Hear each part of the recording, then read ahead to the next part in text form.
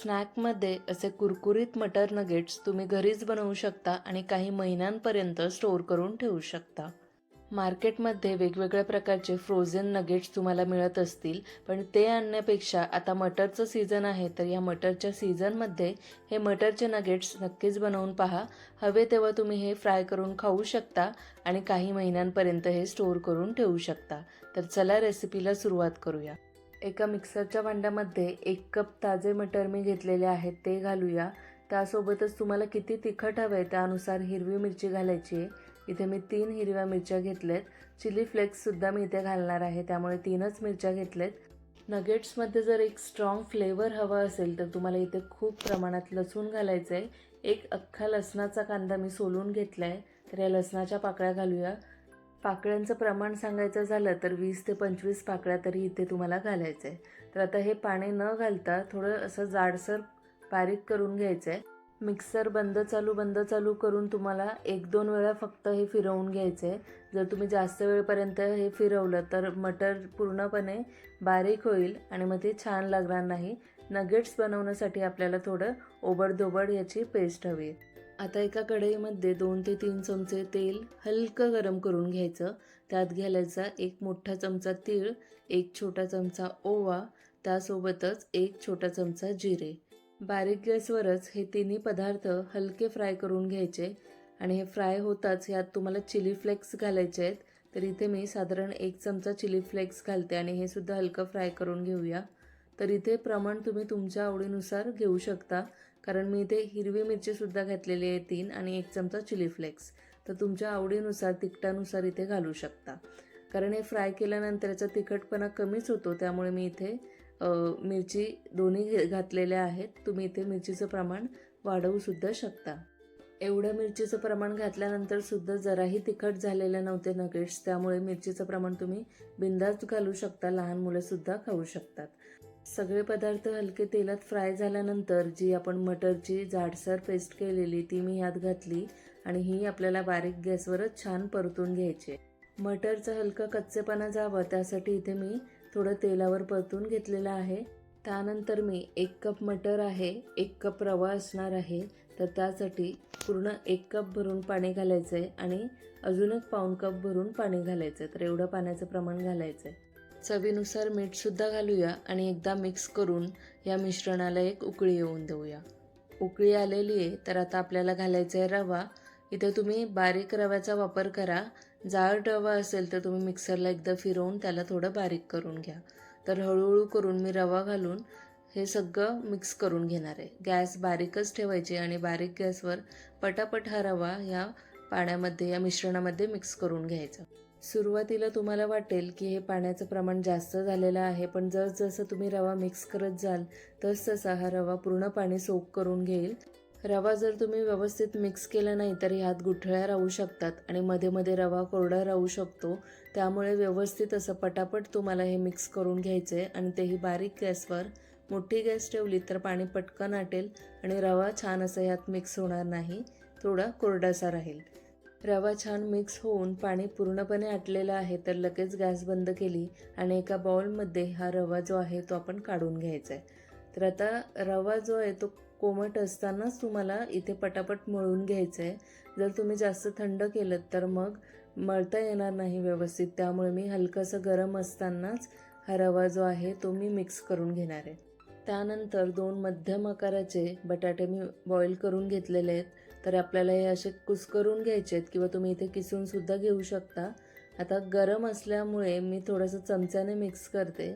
हाताला चटके सहन होतील इतकं गरम असताना हे तुम्ही मळून घेऊ शकता, पण मी हे गरम असतानाच थोडं मळून घेते, जेणेकरून छान याला बाइंडिंग यावी आणि छान जसं आपण पिठाचा गोळा करतो तसा व्हावा. हे पहा, तुम्हाला दिसत असेल. जर तडा पडला ह्याला तर मग नगेट्स जे आहेत ते व्यवस्थित होणार नाहीत, तुटतील. त्यामुळे मी गरम असतानाच ह्याचा छान गोळा तयार करून घेतला आहे.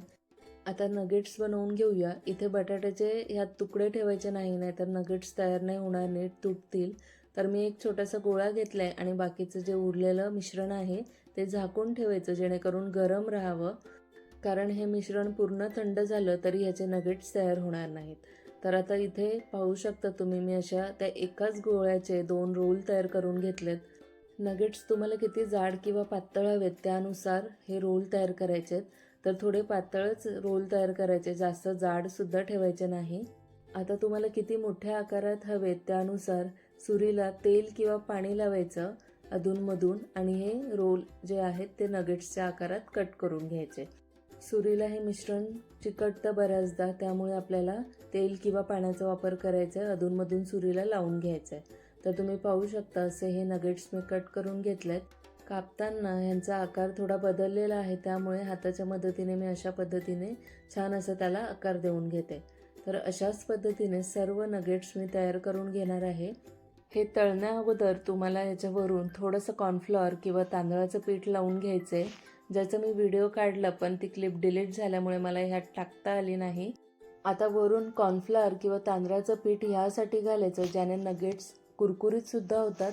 पण मेन कारण असतं की हे मटरचे नगेट्स तेलामध्ये सुटू शकतात, त्यामुळे आपल्याला वरून कोटिंग करून घ्यायचीच आहे कॉर्नफ्लॉवर किंवा तांदळाच्या पिठाची. तर आता हे उरलेलं मिश्रण जे आहे त्याचेसुद्धा मी अशाच पद्धतीने नगेट्स तयार करून घेतलेले आहेत.